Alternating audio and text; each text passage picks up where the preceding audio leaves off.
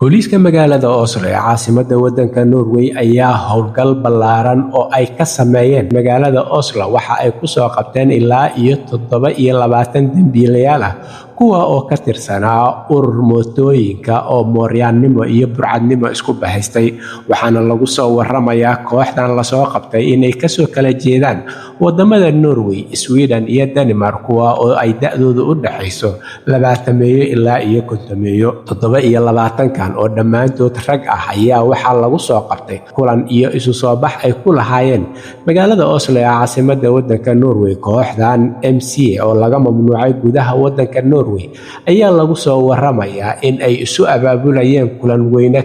oo ay ku sheegeen in kooxdani ay tahay koox mooryaan iyo burcad ah oo jebiyay nidaamka dalka Norway, waxaana lagu soo oogay kooxdan 27 xubnood ka kooban ee da'doodu u dhaxayso 20 jirada ilaa 50 jirada in ay jebiyeen qodobka dastuuriga ah ee dalka Norway ee lambarkiisu yahay 199 ee xeerka ciqaabta, taasoo ay ka dambeysay markii kooxdan iyo kooxaha la mid ah ee ururada dambiilayaasha ahba Norway laga mamnuucay in ay isu soo bax iyo kulamada ku qabsadaan.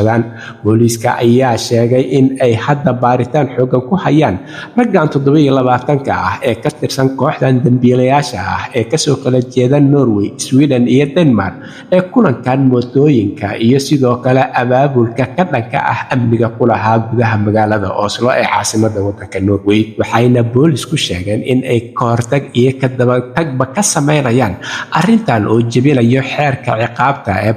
199 ee lagu mamnuucay ururada dambiilayaasha kuwa abaabulka qalafsan wada amniga iyo nidaamka iyo kala dambeynta dalka Norwayna wax u dhimayo. Kooxahan lagu sheegay burcadda iyo mooryaanta u abaabulan qaabka ururka ayaa waxa ay kaxaystaan mootooyin, waxa ayna wataan dhar madmadow iyaga oo kulamo iyo abaabulna ka waday qaybaha kala duwan ee wadamada Scandinavian-ka sida Sweden, Norway iyo Denmark, waxa ayna dhammaantood kasoo kala jeedaan saddexdan wadan oo ay marba meel ku kulmaan iyaga oo la sheegay in ay yihiin kuwo u taagan dhibaatayn iyo sidoo kale khalkhalgelin amni. Halka warkiisa ugu doorkaroon uu idinkaga imaanayo waa Somali Voice Norway ama codka Soomaaliyeed ee Norway, waxaana idinla socodsiinayay aniga oo ah Cabdullaahi Shiine.